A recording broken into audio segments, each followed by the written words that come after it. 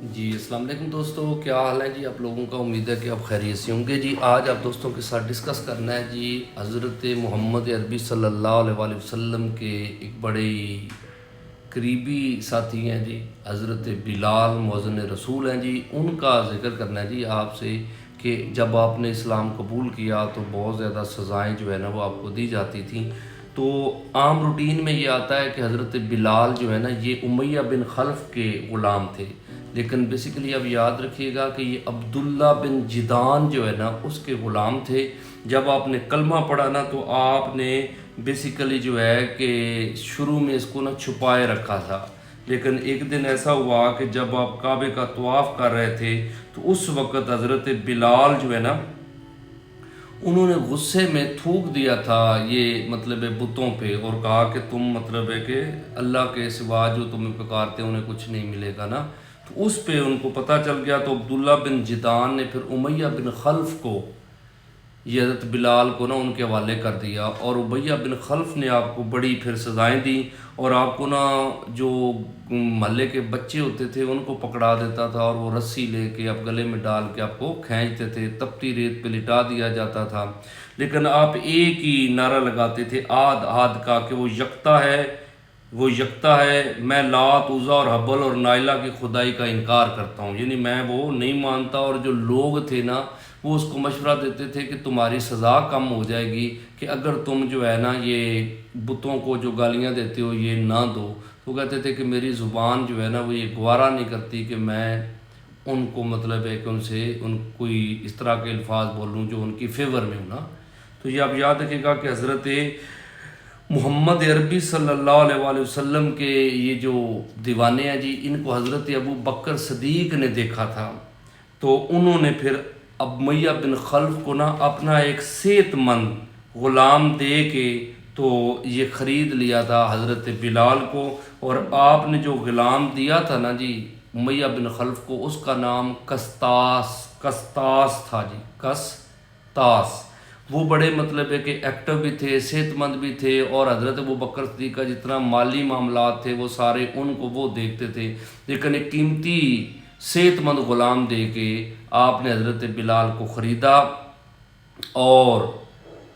اس کے ساتھ ساتھ جو ہے کہ ان کو خرید کے پھر آزاد بھی کر دیا۔ تو اب یاد رکھیے گا لوگ سمجھتے تھے کہ یہ حضرت ابو بکر صدیق نے ایسا کیوں کیا، تو کسی نے کہا کہ ہو سکتا ہے کہ بلال نے ان پہ کوئی احسان کیا ہو جس کا انہوں نے بدلہ چکایا۔ تو اللہ تعالیٰ نے قرآن مجید میں ایک آیت نازل کی کہ اور اس پر کسی کا کوئی احسان نہیں تھا جس کا بدلہ اس نے دینا ہو بجز اس کے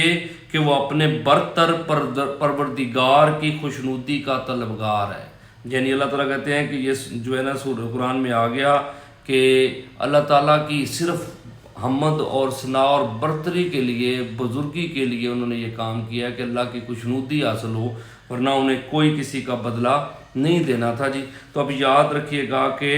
یہ حضرت بلال حبشی جو ہے نا جب ان کا وصال ہونے لگا تھا تو ان کی وائف جو ہے نا وہ کہتی ہیں یہ یعنی کہ آج بڑا ہی مطلب ہے کہ مشکل دن ہے، ٹھیک ہے نا جی، تو مطلب ہے کہ آج غم کا دن ہے۔ تو حضرت بلال نے کہا تھا نہیں، کیا خوشی کی گھڑی ہے کہ کل ہمارے اپنے پیاروں سے ملاقات ہوگی، یعنی اللہ تعالیٰ کے